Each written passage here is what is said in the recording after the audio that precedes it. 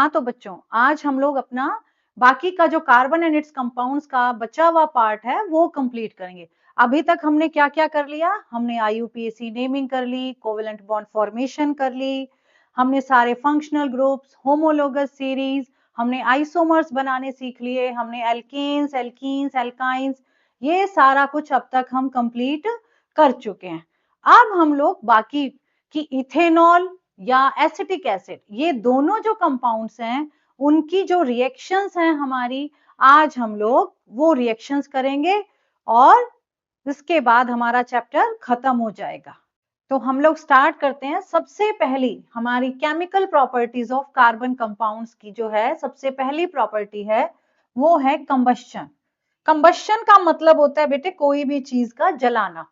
अब तुमको पता है कंबस्शन किसकी प्रेजेंस में होता है? हमेशा ऑक्सीजन की प्रेजेंस में ही कंबस्शन होता है। सो कार्बन या उसके कंपाउंड्स जब भी ऑक्सीजन की प्रेजेंस में बर्न करते हैं तो वो हीट और लाइट प्रोड्यूस करते हैं और साथ में CO2 प्रोड्यूस होती है। सो कार्बन जो है, जब कार्बन का कंबस्शन होगा तो CO2 heat and light produce होगी और कार्बन यानी कि कार्बन का कोई कंपाउंड जैसे मीथेन, इथेन यानी कि हाइड्रोकार्बन जब बर्न होता है तो CO2 plus water plus heat and light ये प्रोड्यूस होता है।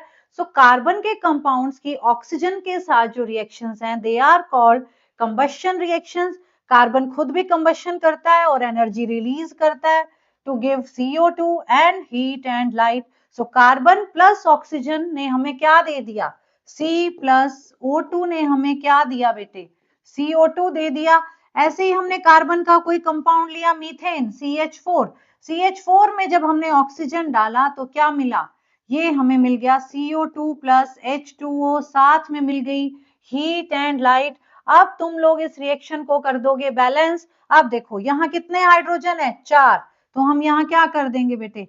4 हाइड्रोजन कर दिए। अब ऑक्सीजन चेंज हो गए, कार्बन दोनों तरफ एक ही है तो अब हमारे पास ऑक्सीजन इस तरफ आ गए 4, तो हम यहाँ क्या लगा देंगे? 2। तो इस तरीके से हम लोगों को ऑक्सीजन यानी कि जो भी रिएक्शंस हैं हमें बैलेंस करनी है और बैलेंस करके ही कोई भी इक्वेशन आप लिखते हो एग्जाम में बेटा तो उसको पहले बैलेंस जरूर करके लिखना, अदरवाइज नंबर कट जाए। गिवन हो या नहीं हो कि भाई बैलेंस लिखो, नहीं, हमें हमेशा इक्वेशन बैलेंस्ड ही लिखनी है। अब ये देखो हमने इथेनॉल को बर्न किया। इथेनॉल ने जब बर्न हुआ तो उसने भी क्या प्रोड्यूस किया बेटे? CO2 plus H2O and heat and light. तो बर्न करने पे कार्बन और उसके कंपाउंड्स CO2 और हीट एंड लाइट प्रोड्यूस करते हैं। कार्बन के कंपाउंड्स एक और बनाते हैं, H2O भी साथ में प्रोड्यूस कर देते हैं। अब सेकंड है बेटे ऑक्सीडेशन।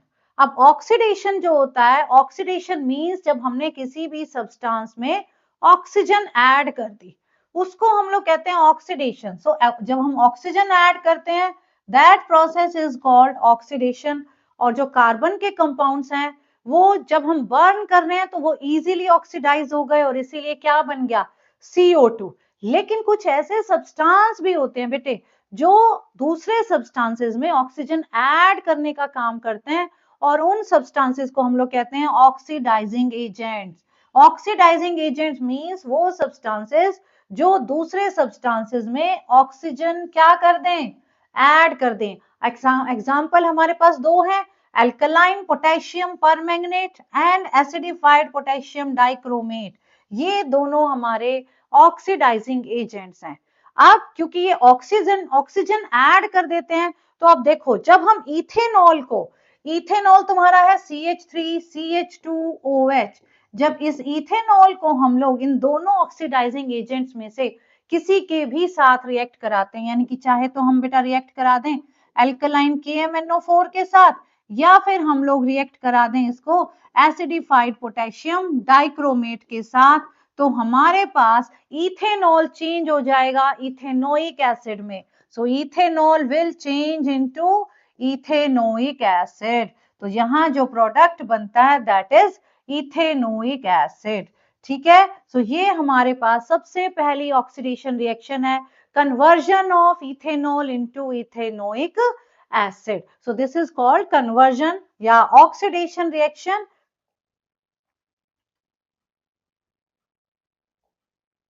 अब है हमारे पास एडिशन रिएक्शंस। एडिशन रिएक्शंस क्या होती हैं बेटे? जब हमने कुछ ऐड कर दिया, जब हमने कुछ ऐड किया तो उसको हम कहते हैं एडिशन रिएक्शन। अब जनरली जो हमारे एल्कीन्स होते हैं उनके अंदर हम हाइड्रोजन को ऐड करते हैं और इन द प्रेजेंस ऑफ निकल या फिर प्लैटिनम या फिर पैलेडियम को हम यूज करते हैं एज कैटालिस्ट। क्योंकि हमने हाइड्रोजन ऐड की है तो इस रिएक्शन को हम लोग हाइड्रोजनेशन भी कह देते हैं या एडिशन रिएक्शंस भी कह देते हैं। तो जो हाइड्रोजनेशन रिएक्शंस हैं इसके अंदर हम लोग डबल बॉन्ड हटा के सिंगल बॉन्ड डाल देंगे और हमारे पास H2 का एडिशन हो जाता है।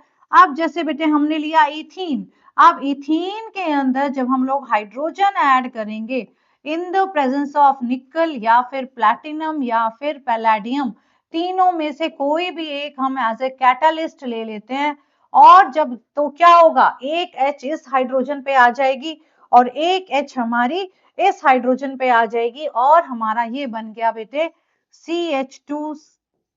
CH2 तो था ही, एक एक H यहां आ गया तो ये हमारे पास इथेन बन गया। सो जो भी हमारे एनिमल फैट्स होते हैं बेटे, एनिमल फैट्स जो होते हैं उनके अंदर सैचुरेटेड फैटी एसिड्स होते हैं, यानी कि सिंगल बॉन्ड वाले कंपाउंड्स होते हैं। एसिड्स मींस कार्बोक्सिलिक ग्रुप होता है।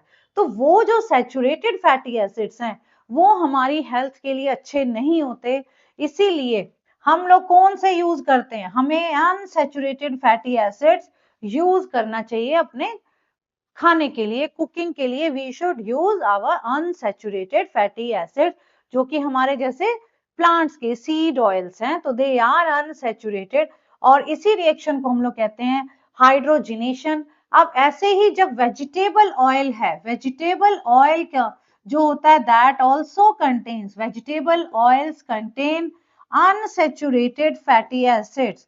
तो जब वेजिटेबल ऑयल से हमने घी बनाना है, वेजिटेबल घी बनाना है, तो हम उनमें हाइड्रोजन ऐड कर देंगे। So process of conversion of vegetable oil to vegetable ghee वो भी हमारी एक टाइप की बेटे एडिशन रिएक्शन होती है जिसमें हम हाइड्रोजन ऐड कर देते हैं। अब है हमारे पास सब्स्टिट्यूशन रिएक्शन।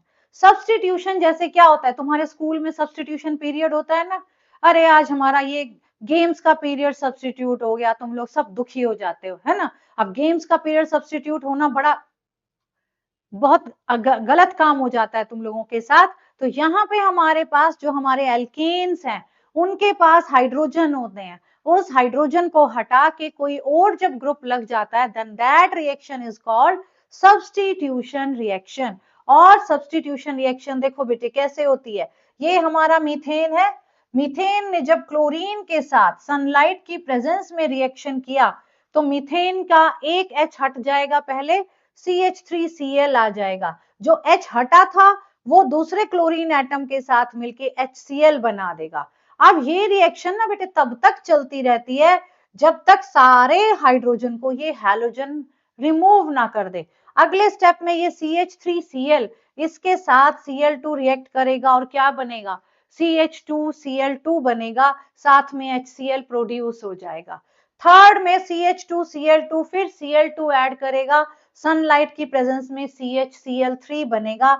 CHCl3 को हम लोग बेटे क्लोरोफॉर्म कहते हैं।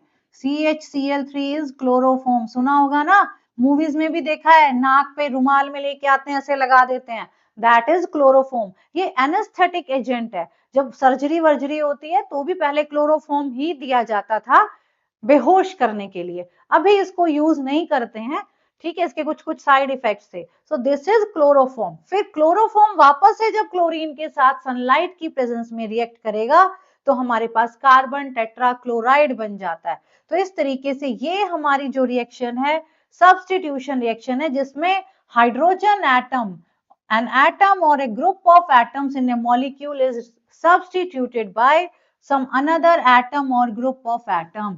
अब क्योंकि हमने यहाँ पे हैलोजन से रिमूव किया, this reaction is called halogenation. Halogen क्या होते हैं, फ्लोरीन, क्लोरीन, ब्रोमीन, आयोडीन, ये सारे हमारे हैलोजेंस होते हैं। अब क्योंकि हाइड्रोजन हटा के हैलोजन लगा रहे हो, तो इस रिएक्शन को हम हैलोजिनेशन रिएक्शन भी कह देते हैं। अब आ जाओ बेटे कुछ इंपॉर्टेंट कंपाउंड्स जो हमारे सिलेबस में है कार्बन के। सबसे पहला है इथेनॉल। अब इथेनॉल क्या होता है? इथेनॉल मींस अल्कोहल, है ना। तो जनरल भाषा में जो इथेनॉल है वो अल्कोहल, उसको अल्कोहल बोला जाता है, ठीक है। अब हमारे पास जो इथेनॉल है that is a liquid at room temperature. इसका मेल्टिंग पॉइंट 156 केल्विन है और बॉइलिंग पॉइंट इसका 351 केल्विन है, ठीक है। अब ethanol is commonly called alcohol, और जो भी हमारे अल्कोहलिक ड्रिंक्स हैं उन सब का जो मेजर इंग्रेडिएंट है वो ये इथेनॉल ही होता है, ठीक है। अब इथेनॉल का फॉर्मूला तो तुमको पता ही है, C2H5OH। कफ सिरप में भी इथेनॉल होता है, आयुर्वेदिक मेडिसिन में भी इथेनॉल होता है।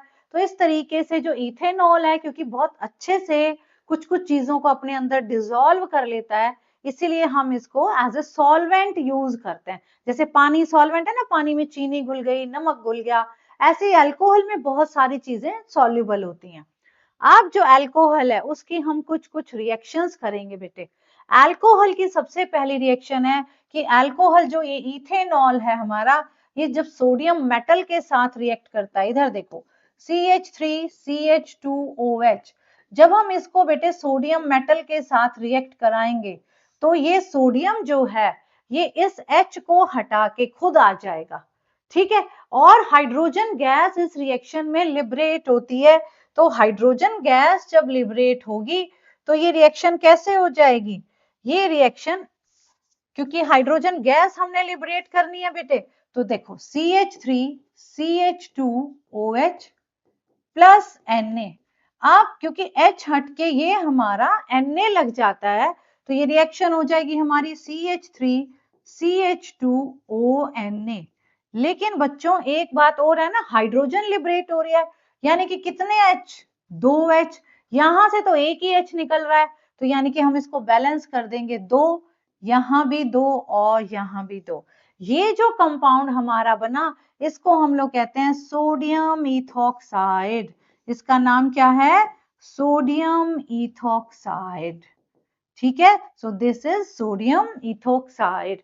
तो इथेनॉल जो है हमारा जब सोडियम मेटल के साथ रिएक्ट करता है तो ये सोडियम इथोक्साइड साथ में हाइड्रोजन गैस लिबरेट करता है। यही इथेनॉल जब कंसंट्रेटेड H2SO4 के साथ रिएक्ट करेगा, तुमको इस रिएक्शन में टेम्परेचर भी याद रखना है। रिएक्शन जब भी आएगी तुमको एरो के ऊपर क्या लिखना है, रिएजेंट क्या है, कैटालिस्ट क्या है, टेम्परेचर कितना है, ये सारा कुछ जरूर लिखना है, अदरवाइज टीचर क्रॉस लगा देगा, ठीक है। तो ये हमारे पास बेटे दूसरा रिएक्शन है कि अगर आ जाए एग्जाम में कि कन्वर्ट इथेनॉल इनटू इथीन, है ना, तो कैसे करोगे? कई बच्चों को कन्वर्ट का मीनिंग नहीं समझ आएगा। कन्वर्ट का मीनिंग यही है कि वो इनडायरेक्टली तुमसे ये कह रहा है कि भाई इथेनॉल की रिएक्शन कंसंट्रेटेड H2SO4 के साथ लिख दो, बस। तो ये इनडायरेक्ट जो तुमसे वो मांग रहा है वो यही चीज है। तो इथेनॉल जब हमारा कंसंट्रेटेड H2SO4 के साथ टेम्परेचर 443 केल्विन पे रिएक्ट करता है तो ये क्या प्रोड्यूस करता है? It produces ethene. और इस रिएक्शन में पानी का रिमूवल हो जाता है।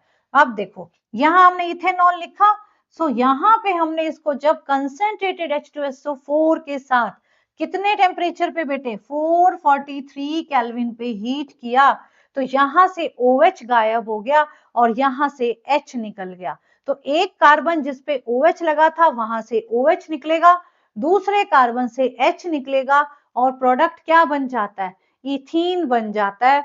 और यहाँ अब जो भी सब्सटेंस बेटे वाटर रिमूव करते हैं उनको हम कहते हैं डिहाइड्रेटिंग एजेंट। जैसे हमें भी कई बार डिहाइड्रेशन हो जाता है तो डॉक्टर कहता है ना भी पानी पीते रहो, ORS पीते रहो, है ना। तो वो इसीलिए है कि भाई dehydration means removal of water. तो जो कंसंट्रेटेड H2SO4 है वो क्या करता है? पानी को रिमूव कर देता है। जब वो पानी को रिमूव कर रहा है इसका मतलब वो कौन सा एजेंट है? वो हमारा डिहाइड्रेटिंग एजेंट है। तो इसीलिए हम कंसेंट्रेटेड सल्फ्यूरिक एसिड को कहते हैं dehydrating agent, because it removes water from the ethanol. और ये हमारे पास इसमें से वाटर रिमूव हो गया। अब है हमारे पास बेटे इथेनोइक एसिड। इथेनोइक एसिड क्या होता है? इथेनोइक एसिड, जिसको हम लोग एसिटिक एसिड कहते हैं, ये कार्बोक्सिलिक एसिड जो हमने पीछे फंक्शनल ग्रुप करा था उसी का मेंबर है एक इथेनोइक एसिड। और 5 to 8% जो इसका सॉल्यूशन होता है दैट इज कॉल्ड विनेगर, जो कि हम कहाँ यूज करते हैं? पिकल्स में यूज करते हैं। सैलड अनियन जो होता है, विनेगर वाला अनियन खाते हो तो। और प्रिजर्विंग फूड, जहां भी हमको फूड को प्रिजर्व करना है, अचार में या फिर कुछ भी चीजें हैं जैसे, उनमें हम ये क्या डालते हैं? विनेगर डाल देते हैं। अब मेल्टिंग पॉइंट जो विनेगर का है ना बेटे बहुत लो है, 290 केल्विन, यानी कि 17 डिग्री सेल्सियस। अब 17 डिग्री सेल्सियस है तो जैसे ही अब सर्दी का मौसम आ गया, आजकल जो टेम्परेचर चल रहा है, इस टेम्परेचर पे ये क्या हो जाएगा? इसके अंदर ऊपर से क्रिस्टलाइजेशन होना स्टार्ट कर देता है, ये फ्रीज होना स्टार्ट कर देता है। अब फ्रीज क्यों हो रहा है? क्योंकि बेटे इसका मेल्टिंग पॉइंट ही 17 है, तो ये अब फ्रीज होना स्टार्ट कर देगा। तो हमें उसके सरफेस के ऊपर ऐसे जब फ्रीज हो गया तो ऊपर एक ऐसे बर्फ जैसी लेयर सी दिखने लग जाती है, इसीलिए हम इसको कहते हैं ग्लेशियल एसिटिक एसिड। ठीक है, तो ये हमारा एग्जाम में बहुत इंपॉर्टेंट क्वेश्चन आता है कि why ethanoic acid is called glacial acetic acid. तो तुम लोग लिखोगे कि इसका मेल्टिंग पॉइंट, क्योंकि 290 केल्विन है, it starts freezing in winters और in cold climates, that is why it is called glacial acetic acid। अब है बेटे हमारा इथेनोइक एसिड की रिएक्शन। जैसे अभी हमने अल्कोहल की दो रिएक्शंस करी, एक सोडियम मेटल के साथ, एक कंसेंट्रेटेड H2SO4 के साथ, और एक और करी थी हमने इथेनॉल की एल्कलाइन KMnO4 या एसिडिफाइड K2Cr2O7 के साथ, जिसमें इथेनोइक एसिड बना था। अब इस इथेनोइक एसिड की रिएक्शन हम करेंगे अल्कोहल के साथ। तो जब हमारा इथेनोइक एसिड अल्कोहल के साथ in the presence of concentrated sulphuric acid react करता है, तो ये बनाता है एस्टर। तो एस्टर्स जो होते हैं ना बेटे, उनकी फ्रूटी स्मेल होती है, तो स्वीट स्मेलिंग जो सब्सटेंसेस होते हैं they are called esters. Perfumes वगैरह में एस्टर्स यूज होते हैं। तो ये एस्टर्स जो हैं, ये फॉर्मूला आप देखो, एस्टर बनेगा कैसे? ये हमने लिया CH3COOH इथेनोइक एसिड, इसमें हमने बेटे इथेनॉल डाल दिया CH3CH2OH। अब इन दोनों में से इस यहां से H निकाल दो, OH निकाल दो और यहां से निकाल दो H, तो हमारे पास क्या बन जाएगा? इसको मैं अलग से रिप्रेजेंट कर देती हूँ, CH3COOH। तो यहां से हमने निकाल दिया H और यहां से हमने निकाल दिया OH। तो यहां हमारे पास क्या बन गया? पानी निकल गया। तो ये रिएक्शन किसके साथ थी? Concentrated H2SO4। कंसंट्रेटेड H2SO4 का काम यही है बेटे, क्या काम है इसका? भाई पानी निकाल दो, है ना? तो C double bond O CH2 CH3। तो ये बन गया हमारा एस्टर और इसका नाम है इथाइल एसीटेट।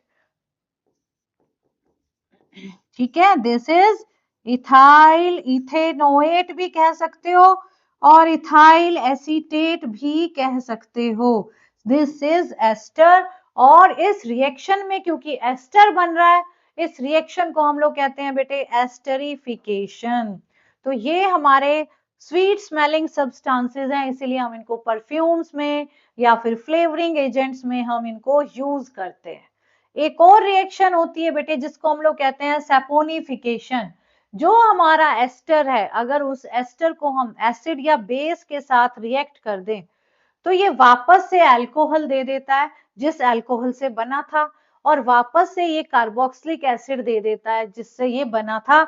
और ये रिएक्शन क्योंकि साबुन सोप्स बनाने में यूज होती है, इसीलिए इस रिएक्शन को हम लोग कहते हैं सैपोनिफिकेशन। तो यही एस्टर है, इस एस्टर को लिखो, एरो के ऊपर NaOH डाल देंगे तो हमारे पास कार्बोक्सिलिक एसिड और वापस से क्या मिल जाएगा हमें? इथेनॉल। इस रिएक्शन को सैपोनिफिकेशन। तो एस्टरिफिकेशन की उल्टी रिएक्शन सेपोनिफिकेशन। एस्टरिफिकेशन जनरली अब तुमको याद रखना है अपोजिट में।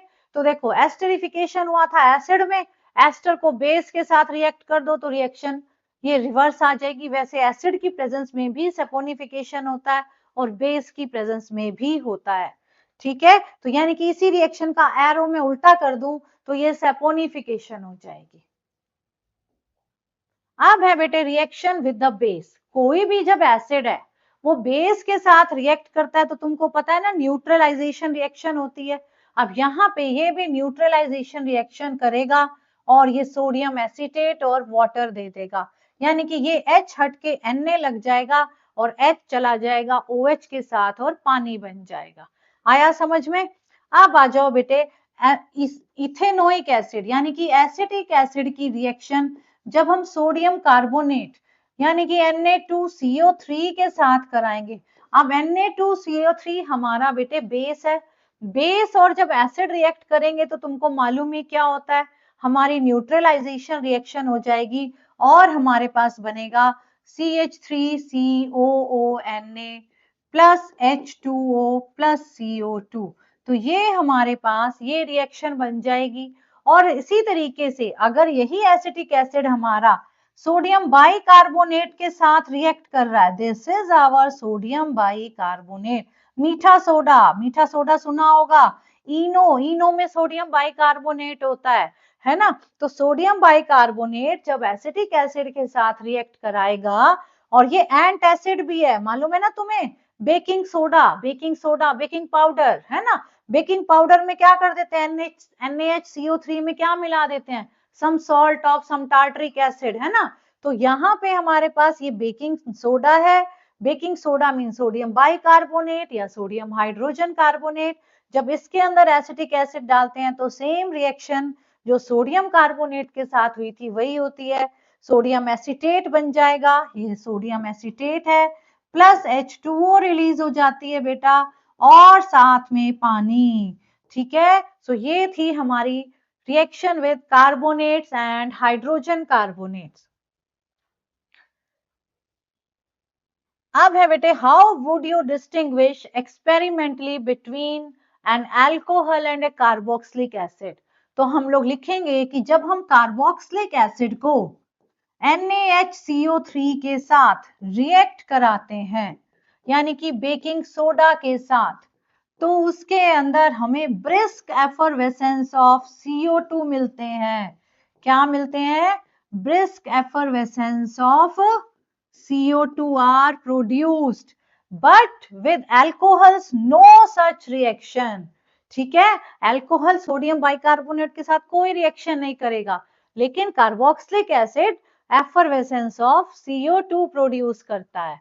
ठीक है, सो एक तो ये रिएक्शन हो गया और जो CO2 गैस है वो क्या कर देती है बेटे, वो लाइम वाटर को मिल्की कर देती है।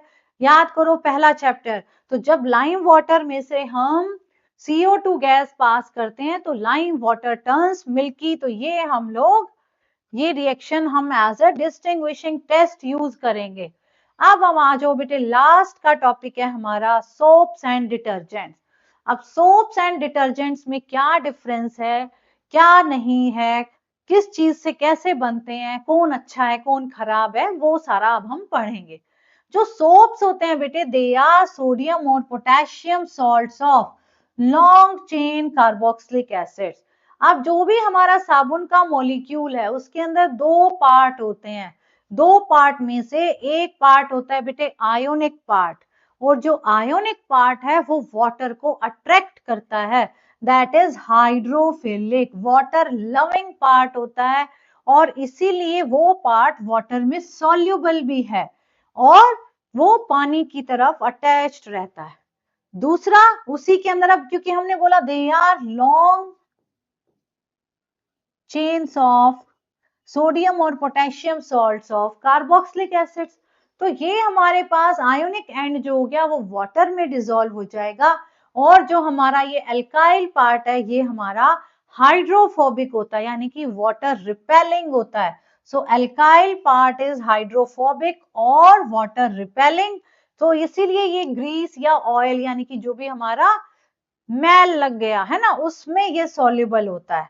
तो जो हमारा हाइड्रोफिलिक एंड है वो ये है बेटा, और ये जो हमने zig zag zig zag zig zag दिखाया है, ये हमारा कौन सा पार्ट है, हाइड्रोफोबिक एंड है, जो कि सोप मॉलिक्यूल है। ठीक है, अब आयोनिक एंड जो है सोप का, वो पानी में डिसॉल्व हो जाएगा, और जो दूसरा पार्ट है वो हमारी मैल, जो भी कचरा लगा हुआ है, ऑयल है, ग्रीस है, उसमें डिसॉल्व हो जाएगा।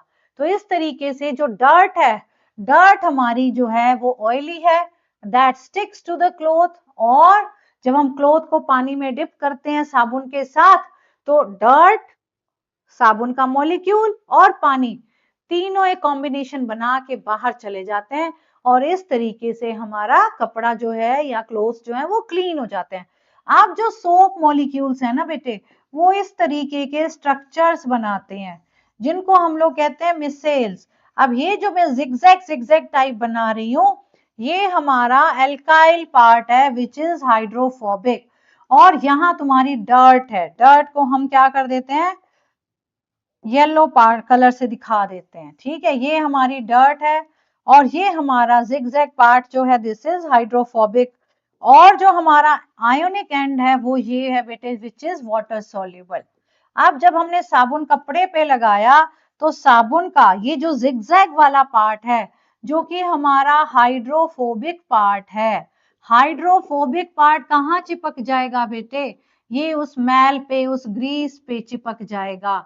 और ये हमारा जो आयोनिक एंड है which is water soluble, this ionic and is water soluble, ये पानी में सॉल्युबल है, तो ये पानी की तरफ अटैच हो जाएगा। तो इस तरीके से साबुन के साथ ये डर्ट भी बाहर चली जाएगी। तो इन स्ट्रक्चर्स को, जो ये एसोसिएटेड स्ट्रक्चर है जिसमें बहुत सारे साबुन के मॉलिक्यूल्स जुड़ के एक कंबाइंड सा स्ट्रक्चर बना रहे हैं, that is called मिसेल्स।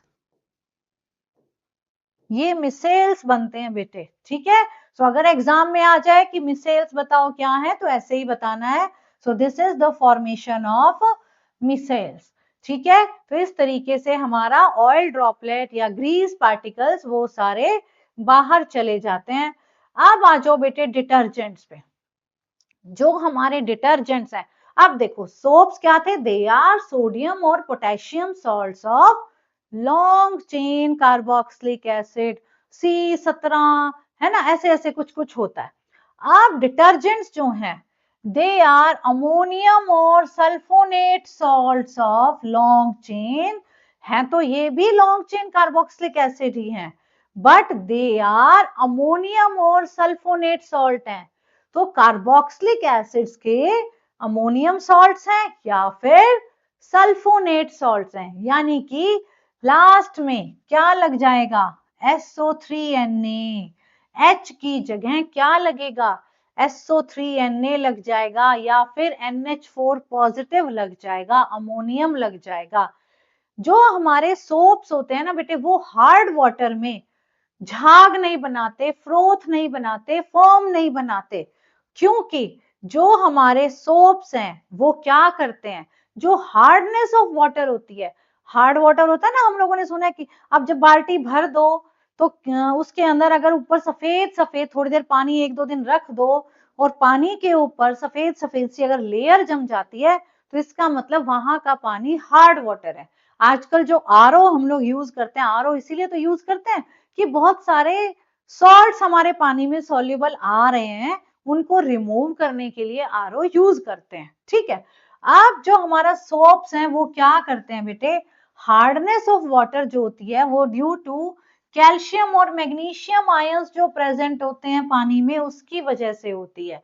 तो जो हमारा साबुन है वो क्या करता है, पानी के इन कैल्शियम और मैग्नीशियम आयंस के साथ कंबाइन करके एक स्कम बना देता है। Scum means precipitate, sticky precipitate सा, जिसको स्कम कह देते हैं।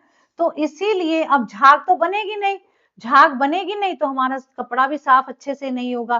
कई बार बालों को अगर हम साबुन से धो लेते हैं तो बहुत गंदे से बाल हो जाते हैं। ठीक है, सोप्स है ना वो क्या करते हैं, जो हार्ड वाटर में हमारे कैल्शियम और मैग्नीशियम आयंस प्रेजेंट हैं, उनके साथ कंबाइन करके कुछ इनसॉल्युबल स्टिकी प्रेसिपिटेट बना देते हैं, और इनसॉल्युबल स्टिकी प्रेसिपिटेट्स को हम लोग कहते हैं स्कम।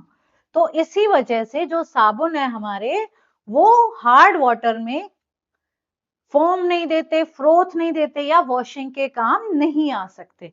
लेकिन जो हमारा डिटर्जेंट है ना बेटे, उनके अंदर क्या होता है कि जो इनका ये आयोनिक पार्ट है, ये वाला ionic part, it does not form compounds with the insoluble does not form compounds with the calcium and magnesium ions। तो जब ये कैल्शियम और मैग्नीशियम आयंस के साथ इनसॉल्युबल प्रेसिपिटेट नहीं बनाएगा, भी उनको लेगा ही नहीं अपने यहाँ पे स्ट्रक्चर में, तो इनसॉल्युबल प्रेसिपिटेट ही नहीं बन रहे। तो इसी वजह से ये हार्ड वाटर में भी झाग दे देता है। तो जो भी हमारे डिटर्जेंट्स तो तुमको पता ही है, और हमारे जैसे शैम्पूज हैं, दे आर डिटर्जेंट बेस्ड। ठीक है, जो आजकल लिक्विड बर्तन साफ करने के लिक्विड आ रखे हैं, वो भी हमारे डिटर्जेंट बेस्ड ही होते हैं।